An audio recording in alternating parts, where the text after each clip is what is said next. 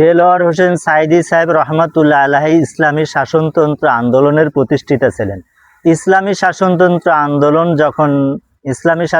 আন্দোলন সংগঠনটি যখন খুললেন, দেলোয়ার হোসেন সাঈদী সাহেব যখন এই ইসলামী আন্দোলনে যখন কাজ করতে শুরু করলো, তখনই ইসলামী শাসনতন্ত্র আন্দোলনের বাংলাদেশের সমস্ত শীর্ষস্থানের আলেমরা একমত পোষণ করলেন এক জায়গায় হওয়ার জন্য। তখনই দেখলেন যে বাংলাদেশের ভিতরে যেই দেলোয়ার হোসেন সাঈদী সাহেব যেই সংগঠনটি খুলেছে, এই সংগঠনটি আমাদেরকে যোগদান করা দরকার, এই সংগঠনের কাজ আমাদেরকে করা দরকার।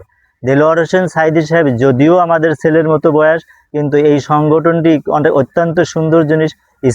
ইসলাম প্রতিষ্ঠিত করার জন্য দেলোয়ার হোসেন সাঈদী সাহেব যেই কাজটা করেছে, এই কাজ বেগমান করার জন্য আমাদেরকে একমত পোষণ করা দরকার। এক জায়গা হয়ে এই সংগঠনে আমাদের কাজ করা দরকার।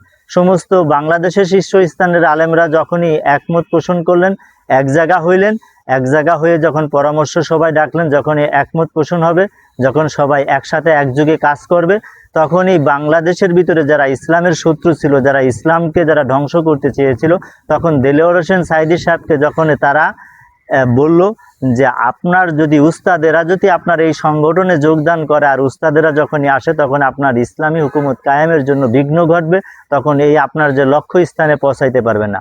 এই সমস্ত ভুল পরামর্শ দেওয়ার দ্বারাই শয়তানেরা তখনই তারা সাকসেসফুল হয়, দেলোয়ার হোসেন সাঈদকে এই সংগঠনের থেকে সরিয়ে নিয়ে এই ঐক্যকে নষ্ট করে দেয়। এই ঐক্য নষ্ট শুধু খালি বর্তমানে এখন যে নির্বাচনের সময় যে এক বক্স পলিসি ইসলামী আন্দোলন বাংলাদেশ পীর সাহেব চরমনায় যখন এই সংগঠনটি খুললো, যখনই দলে দলে যোগদান করলো, সমস্ত মানুষ ইসলামকে প্রতিষ্ঠিত করার জন্য যখন এক বক্স পলিসি করলো, যখন পলিসি করার পরে জামাত ইসলাম যখন এই সংগঠনে ঢুকলো, এই দলকে ছিন্ন বিচ্ছিন্ন করে দিয়ে তখন ইসলাম প্রতিষ্ঠিত করার নামে সমস্ত সবকিছুই বিসর্জন দিয়ে দেওয়া হলো। প্রিয় বন্ধু, শুধু এই সংগঠনটিকে ধ্বংস করার জন্যই, একমাত্র ইসলাম প্রতিষ্ঠিত ধ্বংস করার জন্যই একমাত্র তারা বিগত দিনেও কাজ করে যাচ্ছে, বর্তমানেও কাজ করছে, এবং তাদেরকে চিহ্নিত করে এবং তাদের থেকে আমরা দূরে সরে যাব ইনশাল্লাহ।